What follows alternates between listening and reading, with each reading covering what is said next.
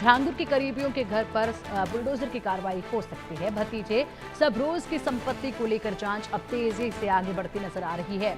ATS की जांच में झांगुर से जुड़े 18 करीबियों के नाम शामिल हैं। अब तक मामले में 8 लोगों की गिरफ्तारी हो चुकी है। 18 नाम शामिल हैं, 8 लोगों की गिरफ्तारी हो चुकी है और ऐसे में अब इन करीबियों पर भी गाज बेहद जल्द गिरती नजर आएगी, क्योंकि यहाँ पर बेहद सी ऐसी संपत्तियां हैं जिनको लेकर जांच तेज हो चली है, जिसके बाद बुलडोजर की कार्रवाई जरूर देखी जा सकती है। झांगुर के भतीजे को लेकर अगर बात करें तो उसकी संपत्ति पर बेहद जल्द ये कार्रवाई देखी जा सकती है, क्योंकि उसकी संपत्ति को लेकर बेहद से महत्वपूर्ण सबूत हाथ लगे हैं, जिसके बाद जांच तेजी के साथ आगे बढ़ रही है। अधिक जानकारी के लिए लखनऊ से हमारी सहयोगी वर्षा शाही हमारे साथ जुड़ गए। वर्षा, यहाँ पर अब झांगुर के करीबियों पर बेहद जल्द गाज गिरती नजर आएगी, बेहद जल्द बुलडोजर का एक्शन जो है वो होता नजर आएगा। क्या बड़े अपडेट मिल रहे हैं कार्रवाई को लेकर भी, और किस किस पर ये गाज गिर सकती है?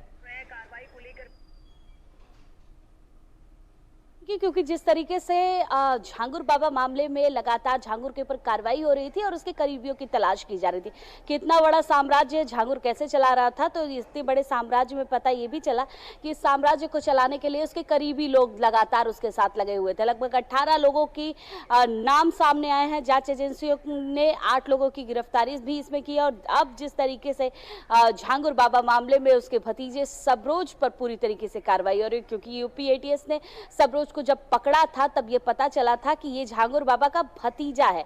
अब सबरोज की जितनी भी प्रॉपर्टी है उस पर बुलडोजर की कार्रवाई के लिए कागज तैयार हो रहा है, पूरी तरीके से धरपकड़ करने के लिए कि सबरोज किस तरीके से अपने कार्य को अंजाम दिया करता था और झांगुर बाबा के गैंग में होने की वजह से सबरोज पूरे काम को देखा करता था। तो जाहिर सी बात है जो चीजें थी वो कहीं ना कहीं सबरोज के नाम पर भी थी और पूरी तरीके से जो पैसे का लेन देन था और सारी चीजें थी सबरोज भी इसको देखा करता था। तो अब पूरे तरीके से पेपर तैयार हो चुके हैं, यूपी पुलिस अपनी कार्रवाई के लिए भी तैयार है और अगला बुलडोजर सबरोज के घर पर चलाया जाएगा।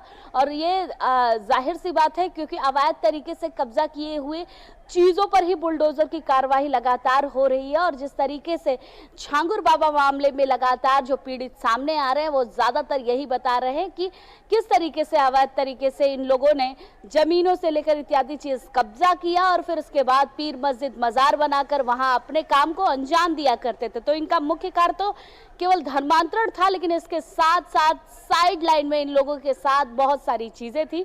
जो 15 साल से जो इनका साम्राज्य चल रहा था उसमें कहीं ना कहीं जमीनों को कब्जा करना और उस पर पीर मस्जिद मजार बनाना और उसके साथ साथ कई अन्य चीजें ये लगातार कनेक्ट रखते थे, जिससे इनका पूरा ये जो साम्राज्य है वो चला करता था। ठीक है, एक और बड़ी जानकारी सामने आ रही है, उसका रुख करते वर्षा, उसके बाद आएंगे आपके पास। झांगुर के गिरोह का फिर से एक पर्दाफाश हुआ। एक और पीड़िता ने यहाँ पर आपबीती सुनाई है। झांगुर की एक और काली करतूत अब सामने आई है। इसके बाद फैजान से अक्षय बनकर यहाँ इस शख्स ने दोस्ती की थी और पीड़िता को फैजान अपने घर गोंडा लेकर आया था। 2024 में दर्ज कराया गया था ये मुकदमा।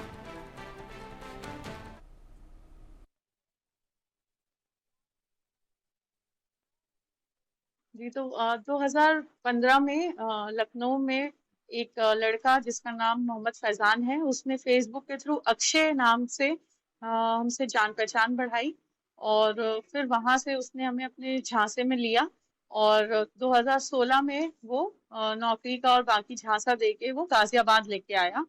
2015 से 2023 तक उसने मेरे साथ तरह तरह से शारीरिक शोषण किया। उसने मेरा कितनी बार मेरे इच्छा के विरुद्ध मेरे साथ संबंध बनाया, मेरा एबॉर्शन तक कराया और हमें इसी सारी हरकतों को रिकॉर्ड करके हमें ब्लैकमेल करता, मेरी मेडिकल रिपोर्ट यूज करके हमें ब्लैकमेल करता और अपने चंगुल में फंसा के रखा।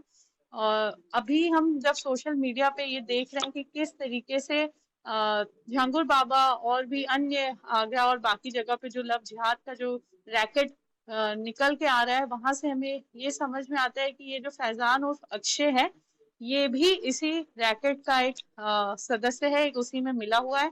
ये गोंडा का रहने वाला है जहां से झांगुर बाबा भी निकल के आए और 2018 में जब हमें फैजान उर्फ अक्षय की असलियत पता चली, इसके घर वालों की असलियत पता चली और ये हमें गोंडा लेके गया और गोंडा में ये हमें एक मस्जिद या मदरसे में लेके गया था, जो कि अब तस्वीरों से ये समझ में आता है कि ये उसी झांगुर बाबा का है और वहां पे ही इसने हमें कुछ इस्लामिक चीजों का पढ़ने का जोर जबरदस्ती किया, इसने, इसके परिवार वालों ने। और उसने वो कुछ किताबें भी वहां से दी, जो किताबों का जब हम अब सोशल मीडिया पे नाम देख रहे हैं, शियाज तैबा करके कोई किताब है जो इसने हमें दी, और वो पढ़ाने की जबरदस्ती करता था। और ये जो जगह थी ये भी छांगुर बाबा की थी, जहाँ पे वो छांगुर बाबा को भी हमने देखा था। वहां पे और भी लड़कियां थी जो इस उसी जगह पे मौजूद थी।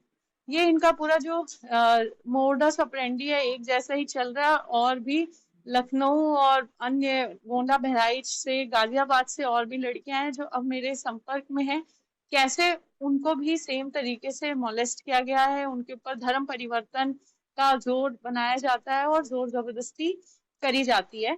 और मीडिया के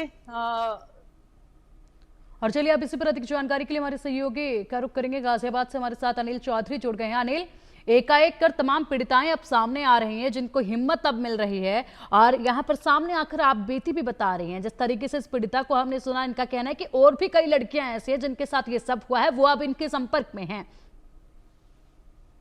बिल्कुल आपने सही कहा। जहांगीर की जो काली लिस्ट है, जो काले कारनामों की लिस्ट है, वो लगातार बढ़ती जा रही है। वजह यही है जो लगातार अब मीडिया रिपोर्ट्स में जो इसके काले कारनामे देखे जा रहे हैं, तो आप समझ सकते हैं लोग कितने लंबे समय से डर के साए में जी रहे थे, उनकी कोई सुनवाई नहीं थी।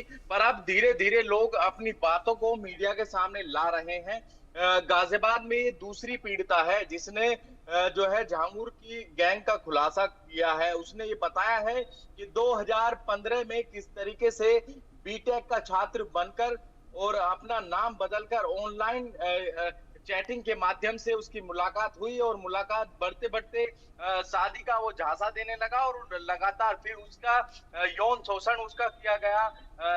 अवैध संबंध उसके लगातार उसके साथ बनाता रहा, उसको परेशान करता रहा, उत्पीड़न करता रहा। और साथ ही मैं आपको बता दूं, गोंडा का ये रहने वाला है, और जहांगीर की जो शुरुआत है वो भी यहीं से हुई थी, ये इस पीड़िता का कहना है। तो पीड़िता का ये कहना है कि वहां पर मुझे जहांगीर बाबा से भी मिलवाया गया, तमाम ऐसी आयतें पढ़ाई गई, और साथ ही कई ऐसी किताबों की जानकारी हमें दी गई जो विशेष धर्म से संबंधित है, और साथ ही जो धर्म बदलने के लिए भी उसको प्रेरित करता रहा। ठीक है, विशेष धर्म के को लेकर। ठीक है अनिल, आप बने रहिएगा हमारे साथ। फिलहाल एक और बड़ी जानकारी सामने आ रही है, उसका भी रुख कर लेते हैं, उसके बाद आएंगे आपके पास। आगरा से इस वक्त का बड़ा अपडेट है। आगरा के अवैध धर्मांतरण मामले के तार पाकिस्तान से जुड़े हुए पाए गए हैं।